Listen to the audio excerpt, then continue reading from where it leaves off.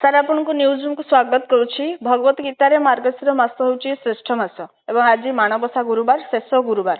କ'ଣ କହିବେ ୟା ବିଷୟରେ? ନମସ୍କାର, ଜୟ ଜଗନ୍ନାଥ। ନ୍ୟୁଜ୍ ରୁମ୍ ମାଧ୍ୟମରେ ଅଗଣିତ ଓଡ଼ିଶାବାସୀଙ୍କୁ ଏ ମହାଲକ୍ଷ୍ମୀ ପୂଜା ତଥା ମାଣବସା ଗୁରୁବାରର ହାର୍ଦ୍ଦିକ ଶୁଭେଚ୍ଛା ଓ ଅଭିନନ୍ଦନ। ଆଶା କରେ ମା ଭଗବତୀ ମହାଲକ୍ଷ୍ମୀ ସମସ୍ତଙ୍କୁ ଧନ ଧାନ୍ୟରେ ପରିପୂର୍ଣ୍ଣ କରିବେ। ତେବେ ଯାହା ଆପଣ କହିଲେ ଉଚିତ କଥା ଯେ ଭଗବତ ଗୀତାରେ ବର୍ଣ୍ଣନା ଅଛି ମାସାନାମ ଶୀର୍ଷ ମାର୍ଗ ଶୀର୍ଷ। ଭଗବାନ ଶ୍ରୀକୃଷ୍ଣ ନିଜେ କହିଛନ୍ତି ଯେ ମାସ ମାନଙ୍କ ଭିତରେ ଶୀର୍ଷ ବା ଶ୍ରେଷ୍ଠ ମାସ ହେଉଛି ମାର୍ଗଶିର ମାସ ଏବଂ ଆଜି ହେଉଛନ୍ତି ମାଣବସା ଗୁରୁବାର। ତ ଏଇ ମାଣବସା ଗୁରୁବାରରେ ବିଶେଷ କରି ଆପଣ ଗୋଟିଏ ଶ୍ଲୋକ ଅଛି ବିଷ୍ଣୁ ପତ୍ନୀ କ୍ଷମାଂ ଦେବୀ ମାଧବୀ ମାଧବ ପ୍ରିୟମ ଲକ୍ଷ୍ମୀ ପ୍ରିୟ ସଖିଂ ଭୂମି ନମାମ୍ୟଚ୍ୟୁତ ବଲ୍ଲଭମ୍। ବିଷ୍ଣୁ ପତ୍ନୀ କ୍ଷମାଂ ଦେବୀ ମାଧବୀ ମାଧବ ପ୍ରିୟମ ଲକ୍ଷ୍ମୀ ପ୍ରିୟ ସଖିଂ ଭୂମି ନମାମ୍ୟଚ୍ୟୁତ ବଲ୍ଲଭମ୍।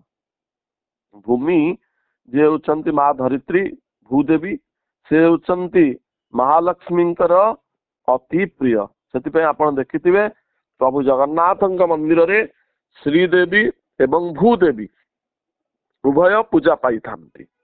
ତେଣୁ ଆଜିର ଦିନରେ ଯେଉଁମାନେ ବିଶେଷ କରି ନିଜର ବାସସ୍ଥାନଟିଏ କରିବାକୁ ଚାହୁଁଛନ୍ତି, ନିଜ ପାଇଁ ଗୋଟିଏ ସ୍ଥାନ ପ୍ରାପ୍ତି କରିବାକୁ ଚାହୁଁଛନ୍ତି ଏ ଭୂପୃଷ୍ଠ ଉପରେ, ଆଗାମୀ ବର୍ଷଟି ଯେଉଁ ଆସୁଛି ଏହା ହେଉଛି 2025 ମସିହା। ନ୍ୟୁମରୋଲୋଜିକାଲି ଆପଣ ଯଦି ଦେଖିବେ 224549 ମାନେ ଟୋଟାଲ ଅଙ୍କକୁ ମିଶାଇଲେ ଆପଣଙ୍କର ହେଉଛି 9 ଅଙ୍କଟି ହେଉଛି ମଙ୍ଗଳଙ୍କର ଅଙ୍କ। ମଙ୍ଗଳଙ୍କୁ କୁହାଯାଏ ଧରଣୀଗର୍ଭ ସମ୍ଭୂତ ବିଦ୍ୟୁତ କାନ୍ତି ସମପ୍ରଭ, ଭୂମିପୁତ୍ର ବୋଲି କୁହାଯାଏ। ତେଣୁ ମହାଲକ୍ଷ୍ମୀଙ୍କୁ ଆଜି ଆରାଧନା କଲେ ନିଶ୍ଚିତ ଭାବରେ ଭୂଦେବୀଙ୍କର କୃପା ପ୍ରାପ୍ତି ହେବ ଏବଂ ଆପଣଙ୍କର ନିଶ୍ଚିତ ବାସସ୍ଥାନଟିଏ ମିଳିପାରିବ। କିପରି କରିବେ ପୂଜା? ଇଏ ଆଜ୍ଞା ସବୁଠୁ ବଡ଼ ପ୍ରଶ୍ନ।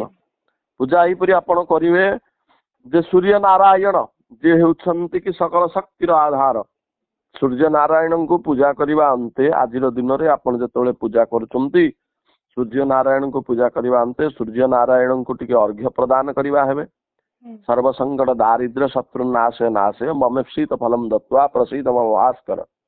ସୂର୍ଯ୍ୟ ନାରାୟଣଙ୍କୁ ଅର୍ଘ୍ୟ ପ୍ରଦାନ କରିବା ସହିତ ମା ଧରିତ୍ରୀ ଦେବୀଙ୍କୁ ଆପଣ ଆଜି ଦିନରେ ଟିକେ କ୍ଷୀରାର୍ଘ୍ୟ ପ୍ରଦାନ କରନ୍ତୁ। ବସୁଦେ ହେମଗର୍ଭାସି ଶେଷସ୍ୟୋ ପରିସାಯಿನಿ ପୂଜାର୍ଥଂ ଦେହି ମେ ସ୍ଥାନ ଗୃହାଣାର୍ଘ୍ୟ ଧରିତ୍ରୀ ମେ। ଆଜି ମା ଧରିତ୍ରୀ ଦେବୀଙ୍କୁ ଅର୍ଘ୍ୟ ପ୍ରଦାନ କରିବା ସହିତ ମା ମହାଲକ୍ଷ୍ମୀଙ୍କ ନିକଟରେ ଆପଣ ଆଜି ପୂଜାର୍ଚ୍ଚନା କରିବେ ଏବଂ ମାଙ୍କର ରସଗୋଲାଟି ପ୍ରିୟ ଶ୍ଵେତ ରଙ୍ଗର ଧଳା ରଙ୍ଗର ରସଗୋଲା 9ଟି ଆପଣ ଆଜି ମାଙ୍କ ପାଖରେ ଭୋଗ ଲଗାନ୍ତୁ ଏବଂ ଏହି ମନ୍ତ୍ରଟିକୁ ପାଠ କରନ୍ତୁ। ବିଷ୍ଣୁ ପତ୍ନୀ କ୍ଷମାଂ ଦେବୀ ମାଧବୀ ମାଧବ ପ୍ରିୟମ୍ ଲକ୍ଷ୍ମୀ ପ୍ରିୟ ସଖିଂ ଭୂମି ନମାମ୍ୟଚ୍ୟୁତ ବଲ୍ଲଭମ୍। କରିସାରିବା ପରେ ଭୋଗ ମାଟି ଯୋଉ ରହିଛନ୍ତି ଭୂମି ତାଙ୍କୁ ଟିକେ ମୁଣ୍ଡରେ ଲଗାଇ ଦିଅନ୍ତୁ। ଭୂ ଚିତା କରନ୍ତୁ, ଭୂମିର ମୃତ୍ତିକାର ଚିତା କରନ୍ତୁ। ଆପଣ ଦେଖିବେ ନିଶ୍ଚିତ ଭାବରେ ଏ ଯୋଉ ଆଗାମୀ 2025ରେ ଆପଣଙ୍କୁ ନିଶ୍ଚିତ ବାସଗୃହ ବା ସ୍ଥାନ ପ୍ରାପ୍ତି ହେବ। ତେବେ ଆଗାମୀ ବର୍ଷ ଆସୁ ଯୋଉମାନଙ୍କର ଇଚ୍ଛା ଥିବ ଘରଟିଏ କରିବା ପାଇଁ କି ଭୂମି କିଛି ଜମି କିଣିବା ପାଇଁ କ'ଣ କରିବେ, କ'ଣ ସବୁ ଉପାୟ ରହିଛି ଯାହାଦ୍ୱାରା ସେମାନେ ଏଇ ସବୁ ଘର ଭୂମି ପ୍ରାପ୍ତ ହେଇପାରିବ?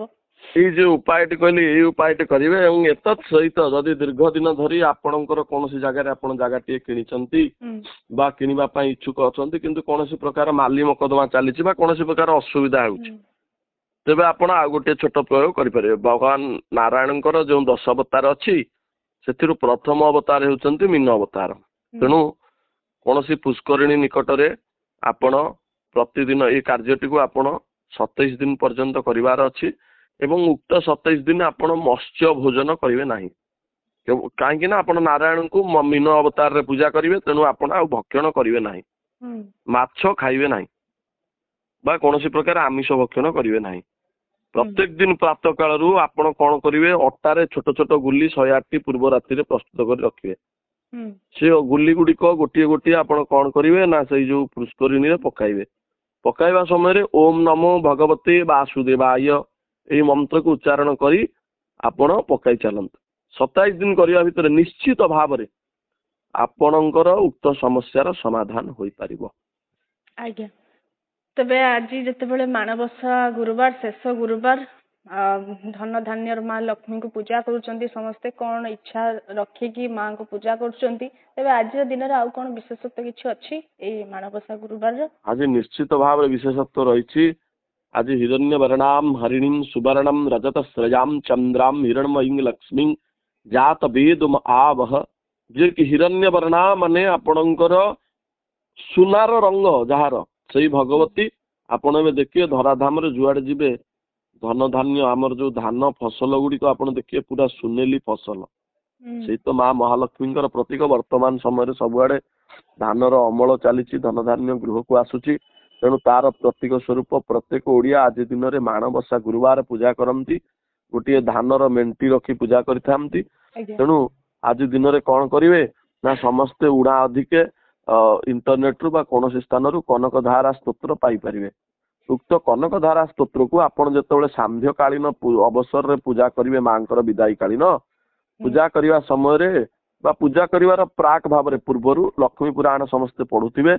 ପଢି ସାରିବା ପରେ ଆପଣ ଟିକେ କନକଧାରା ସ୍ତୋତ୍ର ଗୋଟିଏ ଶୁଦ୍ଧ ଗାଈ ଘିଅର ଦୀପଟିଏ ଲଗେଇ ପାଠ କରିବା ହୁଅନ୍ତୁ। ଅଙ୍ଗମ ହରେ ପୁଲକ ଭୂଷଣମାଶ୍ରୟନ୍ତି ଭୃଙ୍ଗାଙ୍ଗନେବ ମୁକୁଳାଭରଣଂ ତମାଳଂ ଅଙ୍ଗୀକୃତାଖିଳ ବିଭୂତିରପାଙ୍ଗଲୀଳା ମଙ୍ଗଲ୍ୟଦାସ୍ତୁ ମମ ମଙ୍ଗଳ ଦେବତାୟ। ଏମିତି ସ୍ତୋତ୍ରଟି ଅଛି।